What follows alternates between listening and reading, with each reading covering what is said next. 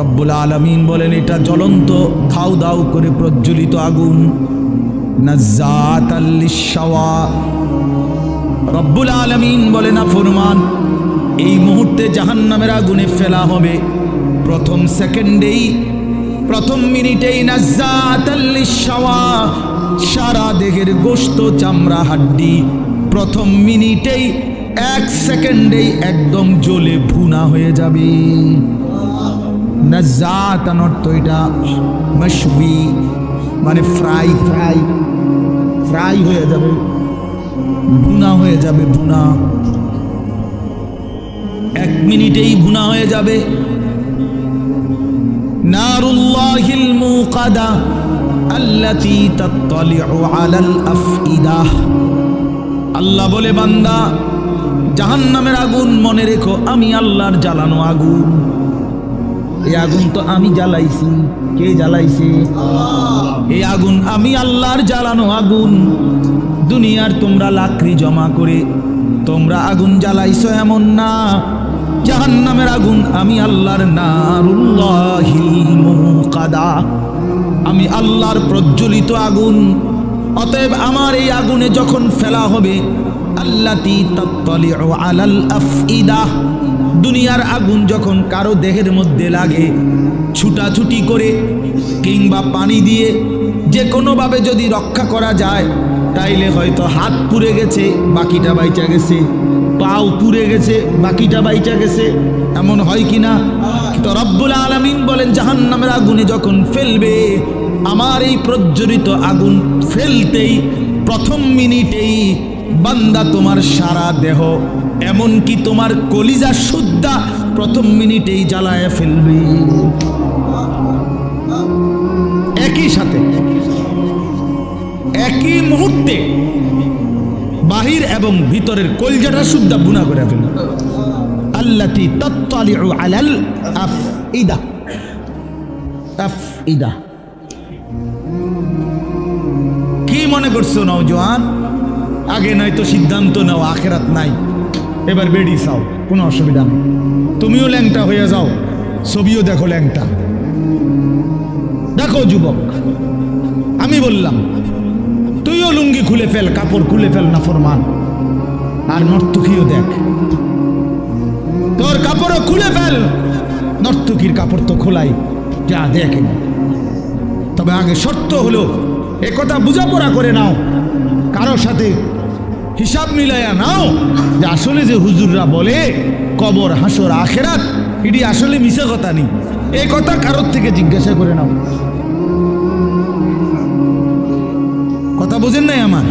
এটা যদি ফয়সালা হয়ে যায় যে হ্যাঁ এগুলো নাই, তো ঠিক আছে বন্ধু, নাচো গাও ফুর্তি করো, যা মন চায় তাই করো। কিন্তু এই কথার তো কোনো কাফেরও আজ পর্যন্ত বলে নাই যে কবর হাসর আখেরাত নাই। না, হিন্দুরাও তো স্বর্গ নরক কয়, কয় না? কথা বলেন না কেন? হিন্দুরা মরলে আমরা যেরকম কই মরহুম, হেরাতে কয় স্বর্গীয় উমুক। তো হিন্দুরাও তো বলে এটা। কাফের বেঈমানও তো বুঝে পরকাল, তুমি বুঝো না কেন? কাফের বেঈমানের পরকালের ধারণা ভুল ধারণা, মানে পরকাল মানে, কিন্তু পরকালের ব্যাপারে তারা যেই ধ্যান ধারণা, এটা তাদের ভুল। কিন্তু আমরা মুসলমান, আমাদের পরকালের ব্যাপারে বর্ণনা একেবারে স্পষ্ট। কোরআনুল কারীমের 3 ভাগের 2 ভাগে আখিরাত। আখিরাত নবী সাল্লাল্লাহু আলাইহি সাল্লামের সারা জিন্দেগির চোখের পানি উম্মতের জন্য যে কাঁদছেন 23টা বছর। কি জন্য? আল্লাহ 23 বছর নবী কাঁদছেন উম্মতের জন্য। কেন? দুনিয়ায় যেন বাত মাসে কষ্ট না পায় উম্মত, এই জন্যই তো না? কথা বলেন, উম্মত যেন বাতে মাসে কষ্ট না পায়, দুনিয়ায় বউ বাচ্চা লইয়া যেন সুখে চলতে পারে, এই জন্যই তো নবীর 23 বছরের চোখের পানি, নাকি? তাহলে কি জন্য? কথা বলেন না, কোন জায়গার জন্য কাঁদছেন? তো সেই আখিরাত মিথ্যা, নবীর 23 বছরের চোখের পানি মিথ্যা। তাহলে আপনারা কি বুঝলেন বাবা? যারা নামাজ পড়েন না, কেন পড়েন না? কি বুঝছা মানে আমার লোক আমার কথা হলো আমার এটা মাঝে বুঝতে মন চায়, জানতে মন চায়, যে একটা যুক্তি তো থাকবে যে হুজুর আপনি যত কথাই কন এটা এটা হইতো না, আমি এটা বুঝছি, আপনার নাম হুজুর ধরলো আমি বুঝছি, তো এইটা আমারে বুঝায় কন না। আচ্ছা আমরা শুনি কি দৃষ্টিতে তুমি বুঝলা আখেরাত নাই, পরকাল নাই, এই পাপের কোনো বিচার হবে না, এটা কেমনে বুঝলা? একটা যুক্তি তো থাকবে মানুষের। এই জন্য দয়া করে ভাবতে শিখে। আমি আমার সবটুকু দিয়ে বলতে আমি আজীবন চেষ্টা করছি আমার এই ছোট্ট জীবনটা বলতে বলতে আজ আর শরীর অনেক কাহিল হয়ে গেছে, ব্যস্ততা অনেক বাড়ছে, কিন্তু শরীর কি হয়ে গেছে? দুর্বল হয়ে গেছে, দুর্বল হয়ে গেছে। কিন্তু তবুও চেষ্টা করছি বলে যাওয়ার। অর্থ হইলে কথা বলা, বাবা আখেরাত সত্য, কবর সত্য, হাসর সত্য।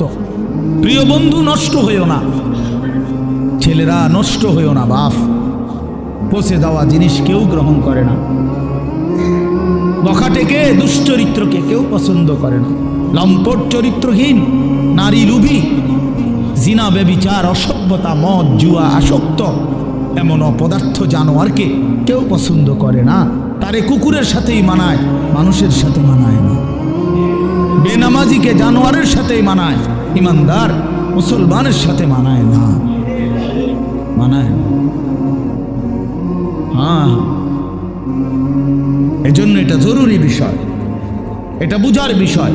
কেন আমি নামাজ পড়ব না, কেন আমি হালাল খাবো না?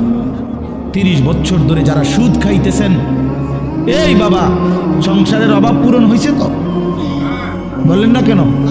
হ্যাঁ, 30 বছর ধরে যেই বাটপারে ওজনে কম দেয়, এই বাটপারে জিজ্ঞাসা করেন না যে বাটপার তোর এই 30 বছর ধরে যে কাস্টমার ঠগাস, তোর অভাব গেছিল না? যাবে কোনোদিন?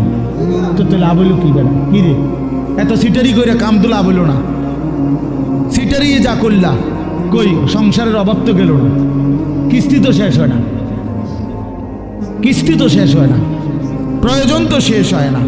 কই কিস্তি ইনকাম করে 90,000, কিস্তি চলে 6 না। হ্যাঁ, কথা বলেন না কেন? কিস্তি কারণটা কি? বেড়ারে দিয়েও কিস্তি লইছে, বেডিরে দিয়েও কিস্তি লইছে, পুতের বউরও দিয়েও কিস্তি লইছে, নাতিরে দিয়েও কিস্তি লইছে। সংসারের সবগুলো হারাম কর, বউ হারাম কর, স্ত্রীও হারাম কর, পুতের বউ হারাম কর, প্রত্যেক কিস্তি যে লইছে তো হারাম কর। কথা বলেন না কেন? হ্যাঁ, মাতেন না কা নাইরে আপনি পাল্টা জবাব দেন। হ্যাঁ কোন আমি শুনি, তর্ক করেন। কিস্তি মানে তো হারাম, সুদ মানে তো হারাম, সুদ মানে তো হারাম। তো বলে হুজুর না খাইয়া মরে যাবো নি? হ্যাঁ মরে যাবেন, মরলে কি শরম নেই? কোনো মানুষ মারা গেলে এটা কি বেজ্জতি নেই যে ছি ছি ছি জীবনে কেউ মরল না, হায় হায় রে আস্তাগফিরুল্লাহ আস্তাগফিরুল্লাহ, এরকম শরমের কথা লোকটা মুখে গেল বলে? বলেন মরে যাওয়া কোনো শরম? তো মরে যাবেন, অসুবিধা কি? আমারও তো অনেক সময় অনেকে বলে যে হুজুরে না খাইয়া কি মরে যাবেন? মরে যাবেন, আপনার অসুবিধা কি? না খাইয়াই মরে যাবেন, অভাবে মরে যাবেন, ঠিক আছে, কিন্তু এরপরও তো চোখটা বন্ধ হইলে জান্নাতের দুয়ার খুলে যাবে। যে মাওলা অভাবে পড়ে গেছি তো তোমারে ছাড়ি নাই, খাইতে পাই নাই কিন্তু তোমারে ছাড়ি নাই। নবী সাল্লাল্লাহু আলাইহি সাল্লাম তো পেটে 2টা পাথর বাঁধছে। আপনারা আমাদের কার হালাত এমন হইছে ক্ষুধার কষ্টে? হ্যাঁ পাথর বাঁধছেন, বলে 3 দিন খান নাই টানা, এমন আমাদের কারো জানা মতে, আর আমরা বাদ দেন মিয়া, আমাকেও জানা মতে বলে আমার চাচা একবার এরুম হয়েছে, আমার জ্যাডার একবার এরুম হয়েছে যে 3 দিনে এক লোকমা খাবার খায় নাই, এমন হয়েছে। চাচা আপনি শুনছেন? চাচা আপনি তো মুরব্বী বয়স্ক, আপনি বলেন চাচা, আপনি বলেন এমন শুনছেন কোনোদিন? কিন্তু আল্লাহ নবী সাল্লাল্লাহু আলাইহি সাল্লাম যে দিনের পর দিন 3 দিন ক্ষুধার্ত ছিলেন, এই কথা কি আপনারা শোনেন নাই? তাহলে নবীজির চাইতে ক্ষুধার কষ্ট বেশি সয়েছে এমন উম্মত তো এই 1450 বছরও এখনো হয় নাই। কেরাম, আবু বকরের মতো দামি সাহাবী, ওমরের মতো দামি সাহাবী হযরত আয়েশা নবীজির স্ত্রী বলেন, রাআইনা হিলালান সুম্মা হিলালান সুম্মা হিলালান। নবীজির স্ত্রী বলেন, এক চাঁদ উঠছে, এটা ডুবছে, আরেক চাঁদ উঠছে, এটা ডুবেছে, আরেক চাঁদ উঠছে, এটাও ডুবছে। কয়টা হলো? কয় মাস? 3 মাসে। আল্লাহর কসমে মসজিদে বসা। নবীজির হাদিস, আম্মা জান আয়েশা বলে, মা আওকাদাত ফি আবিয়াতে রাসূলিল্লাহ নারুন। আবিয়াত বহু বচন না, বাইতুনের। রাসূলের 9 জন বিবি। আম্মা জান আয়েশা স্ত্রী বলে, আমরা 9 বিবির কারো ঘরে এই গোটা 3 মাসে কোনো দিন রান্না করা চুলায় কোনো খাবার আমরা খাইনি, কোনোদিন। ফামা আইশুকুম। সাহাবী জিজ্ঞেস করছে, মা তাহলে বাঁচলেন কিভাবে? ফামা আইশ, জীবনটা চালাইলেন কেমনে? আল্লাহ নবীর স্ত্রী বলেন, আত্তামার ওয়াল মা, খেজুর এবং পানি। 3 মাস খেজুর এবং পানি, সকালেও এটা, দুপুরও এটা, রাতেও এটা, শনিবারও এটা, রবিবারও এটা, সোমবার, মঙ্গলবার, বুধবার, বৃহস্পতিবার, শুক্রবার, প্রতিদিন একই জিনিস। এভাবেই জিন্দিগি পান। পানি, খেজুর, খেজুর, পানি। খেজুরও তো অল্প, 1টা 2টা 8টা। খেজুরের দানা বাইটা পিসাইয়া পাউডার বানায়া সাহাবায়ে কেরাম খেজুরের দানা পানি ভিজায়া ছাতুর মতো বানায়া তারপরেও খাইছে। হ্যাঁ, এই জন্য আমার বাপ, আমি আমাকেও বলছি, আপনাকে শুধু না, আমরা আমাদেরকেও বলি, নিজেকেও বলি, নিজের ঘর পরিবার নিয়েও আলোচনা করি। তাহলে আমরা প্রত্যেকে ইনশাআল্লাহ আমাদের জিম্মাদারি মনে রাখেন। কু আনফুসাকুম। আমি যে কথার থেকে এতগুলো কথা বললাম, অর্থ হলো নিজের ফিকির করা। আমার ইমান, আমার আমল, আমার আখেরাত, আমার স্ত্রী সন্তানের ইমান, আমল, আখেরাত, আমার বাপ। এবার আমি শেষ অংশে কথাটা বলতে চাই, এটা আমরা যারা এখানে যে কয়জন মনোযোগ দিয়ে শুনছেন, আমি সবাইকে বলি, আমরা এটা মনে রাখতে হবে, আমরা মুসলমান, আমাদের জীবন আখেরাত, আমাদের জীবন দুনিয়া হবে না। আমাদের একবার বিশ্বাস করেন, 200 কোটি মুসলমান আমরা যদি রাত দিনও পরিশ্রম করি দুনিয়া উপার্জনের জন্য, আল্লাহর কসম, খোদার কসম, কাফের বেঈমানের সমপরিমাণ দুনিয়া আল্লাহ আমগরে দিবে না। এটা আল্লাহর ওয়াদা, দিত না। মানে আমি হেবড়ারে কইলাম, শাহাদাত ভাই, আপনি যদি মাথাও ফাড়াই এলাম, আমি টাকা 500 যে চাইছেন আমি দিতাম না বেটা। এবার তুমি যেটা মনে করো এটা করো। আমি কইলাম দিতাম না, দিতাম না, তখন আমি কেমনে নিবেন আপনি আমার টেয়াটা? কথা বুঝেন নাই আমার? আমি যে কইছি, একেবারে কসম করে কইছি যে আমি টেয়াটা দিতাম না। তো আল্লাহ বলছে, বান্দা দুনিয়া আমি তোমাদের ইমানদারকে দেব না বান্দা পুরা, এটা আমার ওয়াদা। আমি দেব না দুনিয়া, আমি দেব আখেরাত।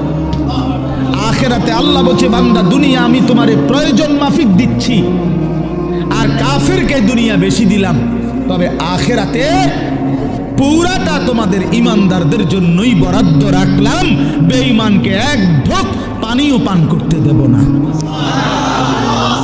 এক ঢোক পানি। চোখটা বন্ধ হইলে কোনো বেঈমান আর এক ঢোক পানি পাবে না, এক লোকমা খাবার আর কোনোদিন মিলবে না। লা ইফাত্তারু আনহুম ওয়া হুম ফীহি মুবলিসুন। আল্লাহ বলে, জাহান্নামী জাহান্নামের আগুনে 1 সেকেন্ডের জন্য বিরতি পাবে না। লা ইফাত্তারু, বিরতি হবে না। কি ভাই, তাহলে আপনি কি লেগে লাফালাফি করতেছেন? আমরা কেন এরকম পাগল হয়ে গেলাম? পারতেন না তো? দুনিয়া আমরা বেঈমানদের সমপরিমাণ হবে না, এটা আল্লাহর ওয়াদা, আল্লাহর ওয়াদা। তো যার হাতে সব, তিনি বলতেছেন আমি তোমারে দিতাম না, আপনি কীর্তন কারাগারি করেন কেন? এই সাফাসাফিটা করতেছেন, উনি কইলো দিত না। বলেন বলেন, একজন ফুট বিদেশ ফাড়াইয়া আমরা এখানে বিরাট কিছু করে লাগবেন কিতা? এই ঘুরে ঘেরে ফাঙ্গাসার তেলাফিয়ারি আমরা জানি না। আর কিতা যার ফুট ইটালি এবার কিতা খায়? হ্যাঁ, যার 3 ফুট বিদেশ এবার কি খায়? হ্যাঁ, কি খায়? দৈন্যতা করলা, দুন্দুল ফুলকপি আর পাতা কপি, পারবের মুরকা আর কক মুরকা আর কিতা খান আপনি? আপনি কি বাঘের গোস্ত খান নাকি? কা খাইবেন না আপনার পুঁতি টালি? আপনি কি লেগে হুদা মুরগের গোস্ত খাবেন? এটি তো আমরা আঙ্গাল কাঙ্গালরাই খাই। আপনি তো প্রতিবেলা সিংহের গোস্ত খাওয়া দরকার। আপনি 3 ফুট বিদেশ, কই দুনিয়া কি ভোগ করছি আমরা? এই সামান্যটুকু দুনিয়া, 3 বেলাও তো আমরা ঠিক মতো সামান্য কুদুর খাবার খাই। এইটুকুর জন্য আখেরাত ছেড়ে দিলেন। একটা অটো ড্রাইভারের সারাদিন ইনকাম কত? সব যাইয়া থুইয়া 300 টাকাও তো থাকে না। এই 300 টাকার জন্য আল্লাহকে ছেড়ে দিলেন। একটা সিএনজি ড্রাইভারের ইনকাম কত? সারাদিনে 700-800 টাকাও তো থাকে না। সব মালিক জমা, গ্যাস, এরপরে রাস্তার যে খরচ, ওই যে জায়গায় জায়গায় টাকা দিতে হয় না, জিবি না কি কয়ডি রে, এগুলো দিয়া থিয়া 700-800 টাকাও তো থাকে না। তো 700-800 টাকার জন্য মহান আল্লাহকে ছেড়ে দিলেন। 5 ওয়াক্ত নামাজ ছেড়ে দিলেন। 300 টাকার জন্য 1 ওয়াক্ত নামাজ পড়তে পারলেন না। 700 টাকা মিলাইতে গিয়ে 1 ওয়াক্ত নামাজ পড়লেন না। হায় হায় নাফরমান, কত বড় নাফরমান। একটা চা দোকানদার, তার ডেইলি ইনকাম কত? 30,000। কথা বলে না? হ্যাঁ, তাহলে বড় জোর 500 টাকা। তো বড় জোর 500 টাকা বেটা নাফরমান, 500 টাকার জন্য আল্লাহকে ছেড়ে দিলি। 1 ওয়াক্ত নামাজও পড়লে না। ছি ছি ছি ছি ছি। তোমরা যুবকরা বলো বাবা, 12,000 টাকার একটা মোবাইলের জন্য আল্লাহকে বাদ দিয়ে দিলাম। কিছুক্ষণের এই নারী ছবি, বন্ধুদের এই আড্ডার জন্য এত বড় মহান আল্লাহ যে তোমাকে খাওয়ায় পড়ায় লালন পালন করে, তাকে বাদ দিয়ে দিলা বাবা। ইনসাফ না এটা। অতএব আমাদের কথা এটাই, আমাদের জিন্দেগি আখেরাত। আমাদের জীবন কি? আমাদের প্রস্তুতি কিসের জন্যে? আমাদের সারাটা দিন রাত কিসের জন্যে? কোরআন শরীফে আছে, আল্লাহ বলছেন ওহুয়াল্লাযী জাআলা আল-লাইলা ওয়ান-নাহারা খিলফাতান লিমান আরাদা আন ইয়াযাক্কারা আও আরাদা শুকুরা। আল্লাহ বলেন, আল্লাহই রাত বানান, দিন বানান, প্রতিদিন এবং রাত এবং দিন এনে থাকেন পর্যায়ক্রমে। খিলফাতান বাই সিরিয়াল, একবার রাত একবার দিন, একবার রাত একবার দিন। কেন বানায়? আল্লাহ নিজে বলতেছেন, আমি রাত এবং দিন বানাই লিমান আরাদা আন ইয়াযাক্কারা, যারা যারা আমি আল্লাহকে স্মরণ করতে চায়, আমার ইবাদত করতে চায়, আমি তাদের জন্য রাত দিন বানাই। হ্যাঁ, আমার বান্দা যদি রাত না হয়, মাগরিব পড়বে কেমনে? আমার বান্দা ঈশার নামাজ পড়বে কেমনে? ফজরের নামাজ পড়বে কেমনে? আমার বান্দা সারা দিনের পরিশ্রমের জন্য বিশ্রাম করবে কেমনে? এই জন্য আমি রাত বানাইলাম। আমি যদি দিন না বানাই, তো আমার বান্দা ফজর পড়বে কেমনে? জোহর পড়বে কেমনে? আসর পড়বে কেমনে? হালাল উপার্জন কেমনে করবে? এই জন্য আমি দিন বানাই। তো আল্লাহ তাআলা বলেন, সেজদার জন্য, আমার হুকুম মানার জন্য আমি রাত বানিয়ে থাকি, দিন বানিয়ে থাকি। কোনো সিটার বাটপার, কোনো মদখোর ঘুষখোর, কোনো নারী লুবি, কোনো মোবাইলের অসভ্য উলঙ্গ ছবি দেখনেওয়ালা নাফরমান, তোদের জন্য, তোদের বেঈমান নাফরমানদের জন্য রাত হয় না, দিন হয় না। রাত দিন হয় ইমানদারের সেজদার জন্য।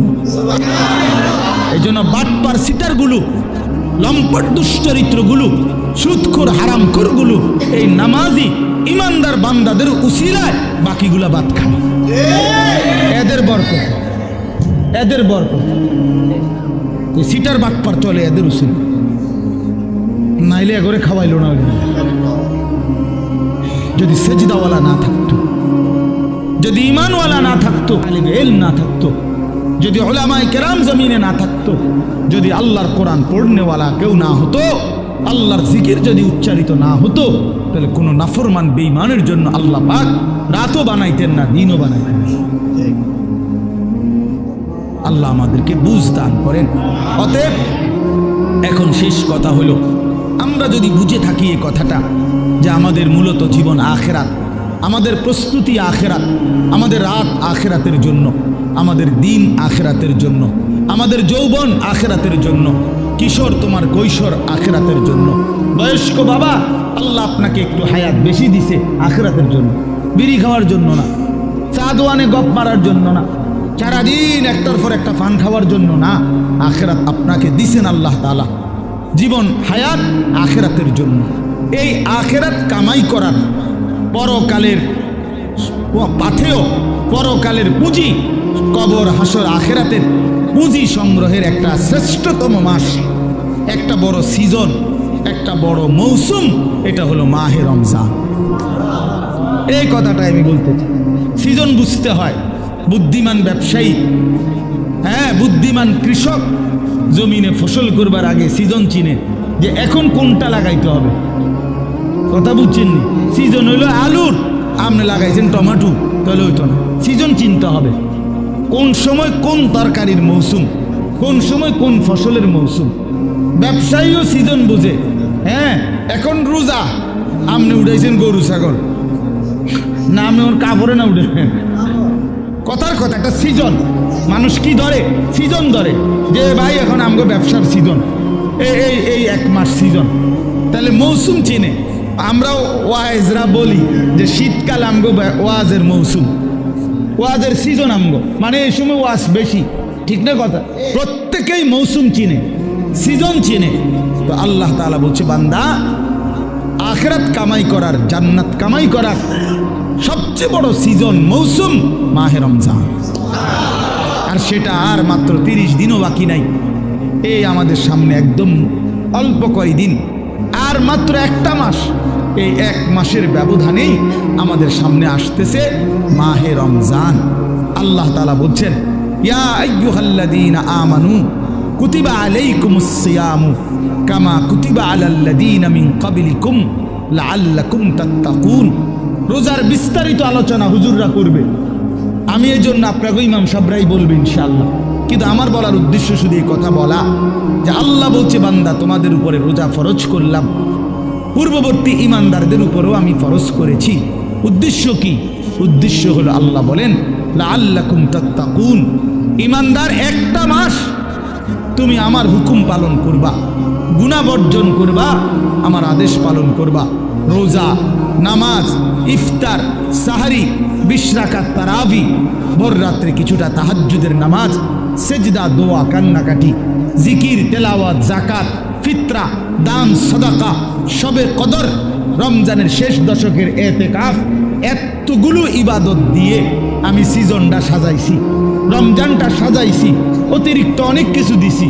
ইফতার রমজান উপলক্ষে, সাহারি রমজান উপলক্ষে, 20 রাকাত তারাবি রমজান উপলক্ষে, শবে কদর রমজান উপলক্ষে, শেষ দশকের ইতিকাফ রমজান উপলক্ষে। জান্নাতের দরজা পুরা খুলে দিলাম রমজান উপলক্ষে, জাহান্নামের দরজা বন্ধ করে দিলাম রমজান উপলক্ষে, শয়তানগুলো সব শিকলে বাইন্ধা রাখলাম রমজান উপলক্ষে, এবং একে 70 বানায় দিলাম রমজান উপলক্ষে। এত কিছু দিয়েও যদি তুমি জান্নাত কামাই করতে না পারো, তুমি আসলেই অসিদ্ধ, তুমি আসলেই অথর্ব, অপদার্থ ছাড়া আর কিচ্ছু। তুমি আসলেই না ফরমান, তুমি আসলেই না ফরমান। এই জন্য নবীজি বলছে যে মুসলমান রমজান পেয়েও কি করতে পারে নাই? গুনাহ মাফ করতে পারে নাই, আখিরাত কামাই করতে পারে নাই। তো জিবরাইল আইসা নবীজিরে বলছে, ইয়া রাসূলুল্লাহ, এমন নাফরমানের উপরে আল্লাহর লানত, আমি জিবরাইলেরও লানত। নবীজি বলছে আমিন, মানে আমিও মেনে নিলাম, যা জিবরাইল, আমি রসুলেরও লানত।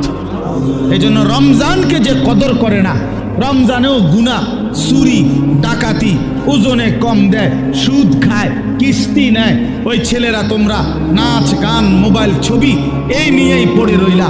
মা বোনরা বেপর্দা পড়ে রইল, মানে যে যেমন আছে এমনই রয়ে গেল। তো তার উপরে আল্লাহর লানত, ফেরেশতার লানত, তোর নবীর লানত, তোর রূপে খোদার গজব, তোর রূপে আল্লাহর লানত। আর এত জনের লানত নিয়ে সুখ কপালে জুটবে না, দুনিয়াতেও আখিরাতে। অতএব দয়া করে আমরা ইনশাআল্লাহ আজকের এই মোবারক মাহফিলে নিয়ত করি যে আমরা এবারের রমজানকে নিজের জীবনে কদর করব ইনশাআল্লাহ। সবাই গুনাহ থেকে পবিত্র হই। ছেলেরা, নওজোয়ান, মোবাইলের অশ্লীলতা ছেড়ে দাও বাবা, গুনাহ ছেড়ে দাও বাপ। এই উলঙ্গ ছবি, নারী, অশ্লীলতা বেহায়াপনা ছেড়ে দিয়ে 5 ওয়াক্ত নামাজ পড়ো, আল্লাহকে ডাকো বাবা। আগামীর পৃথিবীতে ইনশাআল্লাহ তোমরা দেখো সারা পৃথিবীর হিসাব, সারা পৃথিবীর জরিপ এখন প্রত্যেক যে আমার আগে বক্তব্য দিন আপনি। হ্যাঁ, না চাচা বলছেন না, চাচা কি বললেন কোন তো একটা কথা, আমি তো এনওজি করতে করতে শুনছি যে এই 70-72 বছর বয়সে এই গ্রামে ছেলেরা যে এরকম একটা ফাউন্ডেশন করে উদ্যোগ নিছে, এটা প্রথম। আপনি বললেন না একটু আগে? আচ্ছা বলেন তাইলে এটার অর্থ কি? অর্থ হলে আমি ব্যক্তিগতভাবে এখন প্রতিদিন গড়ে 3-4টা বয়ানে যাই, এরপরও কুলাইতে পারি না। তো আমার বলার উদ্দেশ্য হলো আমি যদি 100টা বয়ান করে থাকি মনে করেন মাহফিল, এর মধ্যে 98টা হবে যুব সমাজের আয়োজন সারা বাংলাদেশ। কথা গতকালে আমি মহেশখালী ছিলাম, এই যেখানে কক্সবাজার মহেশখালী নাম শুনছেন না? ওইখানে বাংলাদেশের বড় একটা তাপ বিদ্যুৎ কেন্দ্র হইতেছে ওইখানে মাতার বাড়ি, তো ওইখানে ছিল। তো হাজার হাজার যুবক, হাজার হাজার, তার মানে সারা বাংলাদেশে এরকম নওজোয়ানরা আগাইতেছে আল্লাহর দিকে, কোরআনের দিকে, ইসলামের দিকে। সারা বাংলাদেশে আপনারা এখন চাচারা বলেন, আগে 20 বছর আগে যতগুলো মাদ্রাসা দেখছেন চারিদিকে, এখন গলিতে গলিতে হাঁটলে হাঁটলে চারিদিকে ডানে বামে মাদ্রাসা দেখা যায় না? তো বাড়ছে কিনা? অনেক বাড়ছে, 10 গুণ বাড়ছে, 50 গুণ বাড়ছে। সারা বাংলাদেশে প্রত্যেক বছর এখন বছরে বারবার বাংলাদেশের ছেলেরা কোরআনের হাফেজ হিসাবে সারা বিশ্বের আন্তর্জাতিক প্রতিযোগিতায় 70 দেশ 100 দেশের সাথে 1 নম্বর 2 নম্বর হয়ে থাকে বাংলাদেশের ছেলেরা। তার মানে বোঝা গেল যে আলহামদুলিল্লাহ যুব সমাজ নওজোয়ানরা যেভাবে ইসলামের দিকে আগাইতেছে, আগামীর পৃথিবীতে এই নওজোয়ানরাই কালেমার পতাকা উড়াবে ইনশাআল্লাহ। হ্যাঁ, ইসলামের পতাকা উড়বে, বিজয়ের পতাকা উড়বে ইনশাআল্লাহ। তখন তোমরা যেই ছেলেরা নামাজি হবা, চরিত্রবান হবা, ইনশাআল্লাহ মনে রাখো তোমাদের হাতেই ইমানের পতাকা উড়বে। কোন বাটপার, নারী লুবি, চরিত্রহীন, লম্পট, বেনামাজি, অসভ্য তোমারে দিয়া মনে করো আগামীর পৃথিবীর কোনো কাজ হবে না, কেউ তোমারে নিবে না। আমি বললাম এই জন্য চরিত্র হেফাজত করো, আখলাক হেফাজত করো। আমি দোয়া করলাম এবং চারিত্রিক পবিত্রতার ক্ষেত্রে ইসলামের সবচেয়ে গুরুত্বপূর্ণ বিধিবিধান, শরীয়তের হুকুম আহকাম, অশ্লীলতা, বেহায়াপনা, জিনা, ব্যভিচার, এগুলোর প্রতিরোধে সবচেয়ে বেশি আয়াত হুকুম এই সূরার মধ্যে। এই সূরা নারীর চরিত্র হেফাজত করে, সমাজের মধ্যেও অশ্লীলতা, বেহায়াপনা প্রতিরোধে কার্যকর ভূমিকা রাখবে। এজন্য এই সূরা যেহেতু আলহামদুলিল্লাহ নাম এটাই দেওয়া হইল, এই জন্য আমি এটা পরামর্শ দিলাম। আল্লাহ তাআলা তৌফিক দান করেন। বাংলা অনুবাদের জন্য সবচেয়ে সুন্দর হলো তাফসিরে তাওজিহুল কোরআন, একটা তাফসির আছে 3 খণ্ডে, ঢাকা মাকতাবাতুল আশরাফ থেকে প্রকাশিত। ওইখান থেকে অনুবাদটা দিবেন, সংগ্রহ করায় দিয়েন আপনি, ওই খণ্ড একটা কিনে দিয়ে নগরে। ওইটার অনুবাদ বাংলা ভাষায় বর্তমানে সবচেয়ে সুন্দর, মজাদার এবং সাবলীল, সহজ, খুব অল্প কথায় বোঝার, এবং ওইটার সাথে প্রাসঙ্গিক ছোট্ট ছোট্ট কিছু টিকা, ব্যাখ্যা ওই তাফসিরটার মধ্যে আছে। এবং ওইটার লেখক হলেন সারা পৃথিবী বিখ্যাত, বর্তমান সময়ের সারা বিশ্ববিখ্যাত একজন আলেম দ্বীন, পাকিস্তানের আল্লামা তাকি উসমানী দামাত বারাকাতুহুল আলিয়া।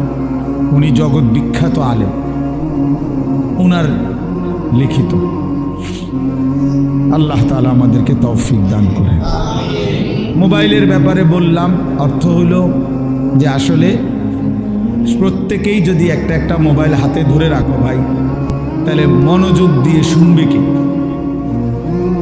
সবাই যদি আমরা অন্যেরকে নিয়ে যে আমি অন্য করে শুনাম, অন্যদেরকে আমি সংশোধন করব, তো তুমি ভালো হইবা কোন দিন? তোমার পরিবর্তন হবে কোন দিন? প্রত্যেকেই যদি অন্যকে নিয়ে ফিকির করি ঠিক আছে, কিন্তু নিজের ফিকির করব কখন? অথচ কোরআনুল কারীমের মধ্যে মানবতার সংশোধনের ক্ষেত্রে প্রথম নির্দেশ নিজের সংশোধন। কোরআনুল কারীমের মধ্যে আল্লাহ তাআলা বলছেন সর্বপ্রথম নিজের সংশোধনের দিকে শতভাগ নজর দিতে। ইয়া আইয়ুহাল্লাযীনা আমানু কু আনফুসাকুম ওয়া আহলিকুম নারা। আল্লাহ তাআলা বলেন, হে ঈমানদারগণ, তোমরা প্রত্যেকেই নিজেকে বাঁচাও এবং তোমাদের পরিবারের সদস্যদেরকে বাঁচাও নারান, জাহান্নামের আগুন থেকে। তাইলে আলাদাভাবে বলছে যে নিজেকে বাঁচাও, এরপরে বলছে স্ত্রী সন্তান পরিবার পরিজনকে বাঁচাও। তাহলে নিজেকে বাঁচাও, এটা আলাদা হুকুম, আলাদা হুকুম। এই জন্য নিজের ফিকির করা, নিজের সংশোধন, আমার ঈমান, আমার নামাজ, আমার চরিত্র, আমার আখলাক, আমার চলাফেরা, আমার কথাবার্তা, আমার আচরণ, লেনদেন, এটা ঠিক করা। আমার কবর, আমার আখেরাত, আমার হাসর, আমার মিজান, আমার ফুলসিরাত, এই নিজের ফিকির করা। আমি মরলে আমাকে, আমার জিন্দিগি নিয়ে আমি চলে গেলাম, এরপরে পৃথিবীতে অনেক কিছু হইতে পারে, কিন্তু আমি তো নাই। আমার মৃত্যুর পরে পৃথিবীর সব মানুষ যদি চাঁদের দেশেও জায়গা, আমার লাভ কি? আমি তো নাই, আমি তো কবরে। এই জন্য নিজের ফিকির করা, ঈমানের ফিকির, আমলের ফিকির, এটা খুব জরুরি। কোরআনুল কারীমের মধ্যে আল্লাহ তাআলা বলেন, ইয়া আইয়ুহাল্লাযীনা আমানু আলাইকুম আনফুসাকুম, হে ঈমানদারগণ, নিজেকে মজবুতভাবে আঁকড়িয়ে ধরো। আলাইকুম আনফুসাকুম অর্থ হলো নিজেকে সাজিয়ে তোলো, নিজেকে গড়ে তোলো আখিরাতের আলোকে, ঈমান ইসলামের আলোকে। এটা আল্লাহ তাআলার আদেশ। কোরআন শরীফে আল্লাহ বলছেন, ওয়া'মুর আহলাকা বিস-সালাতি ওয়াসতাবির আলাইহা, তুমি তোমার পরিবারের সদস্যদেরকে নামাজের আদেশ করো এবং নিজে নামাজের উপরে অত্যন্ত মজবুত দৃঢ় থাকো। অর্থাৎ কোনো অবস্থাতে নিজের এক ওয়াক্ত নামাজও ছেড়ো না। নিজেকে ভুলে মানুষের সংশোধন, নিজের ঈমান, আমল, নামাজ, রোজা, আমনে ওটা মেল করতেছে, ওটা সংশোধন করে, গ্রামে কাজ্জা ফাসাদ এগুলোর সমাধান করে। জোহরের নামাজও পড়ে নাই, আসরের নামাজ ওটা মেল করে জনসেবার। আপনার এই জনসেবার দরকার কি? আপনারে কে বললো যে নিজের নামাজ বাদ দিয়ে মানুষের সেবা করতে? এটা আপনারে কোন ইবলিসে কইল? এটা কে বললো আপনার? এটা কোন ধরনের জনসেবা? আমি পেশাবের উপরে দাঁড়াইয়া আরেকজনের ভালো পানি দিয়ে গোসল করায়, ওরা নিজে দাঁড়াই দিছে পেশাব, বুঝছেন না? নিজে মদ খাই, আরেকজনের মধু খাওয়া। তাহলে এইখানে আহাম্মকি ছাড়া আর কিচ্ছু নাই। তার জন্য নিজের সংশোধন আগে, মানুষের সেবা, মানুষের কল্যাণ অবশ্যই ভালো কাজ, কিন্তু সেইটা হবে আমার নিজের সংশোধন শতভাগ ঠিক রেখে। শতভাগ ঠিক। আমার মাহফিলের দেরি হয়ে যাইতেছে এখন, আমার মাগরিব বাদ এখানে বয়ান করার কথা আজকে, আমার আরো 2টা মাহফিল আছে আজকে। এখন আমি চিন্তা করলাম যে ধরে আমার ওয়াজ যেহেতু ক্ষতি না হয়, মাগরিবের নামাজ বাদ দিয়ে লাই টানা আইসা পড়ি। তাহলে আপনারা যে সময় মাগরিব পড়তেছিলেন তখন তো আমি যদি টানা আইসা পড়তাম, তাহলে এই আধা ঘন্টা টাইম ফাঁকি দেয় যে সময় আপনারা নামাজ পড়ছেন, সুন্নত পড়ছেন, তো আমি তো আইতে পারতাম। আপনি আইয়া বুঝলেন, নইলে আমার তো দরকার আপনার করে হেদায়েত করুন, আমি জাহান্নামে গেলাম। ঠিক না? এটাই তো বুদ্ধিমানের কথা নাকি? না, আমি ঠিকই সাফিতলা বা জামাত নামাজ পড়ে তারপরে আসছি। কথা বুঝছেন কি? এই তাহলে এটা হলো বুঝের হিসাব যে আমার নামাজ বাদ দিয়ে বুঝি আমি আপনার মাহফিল ধরতে যাবো। কেন 10 মিনিট দেরি হলে কি হবে? আধা ঘন্টা দেরি হয়েছে, 1 পিস হয়েছে, খালাস। এই জন্য বললাম নিজের সংশোধনের ফিকির, কিশোর নওজোয়ান বয়স্ক সবার মধ্যে বাবা এটা দরকার। আর এই জন্য আমরা যে মোবাইল সবাই মিলে ব্যস্ত, অন্যকে শোনাবো, অন্যকে দেখাবো, তো নিজের পরিবর্তন হবে কখন? এই জন্য এতে নিজের পরিবর্তন হয় না। মোবাইল হাতে ধরে রাখলে মনোযোগ হয় না, দিল জমে না, কথার মধ্যে আগ্রহ তৈরি হয় না, নিজের অন্তরে কোনো বিবেচনা, বিবেক, দিল জাগে না, প্রেরণা আসে না।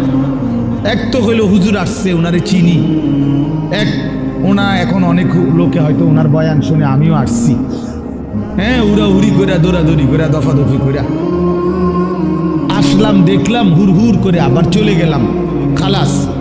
এইটা তো কোনো জিন্দিগি না বাপ। এই জনপ্রিয়তা দিয়েই হবে কি? আর এই আসা যাওয়ার দ্বারা হবে কি?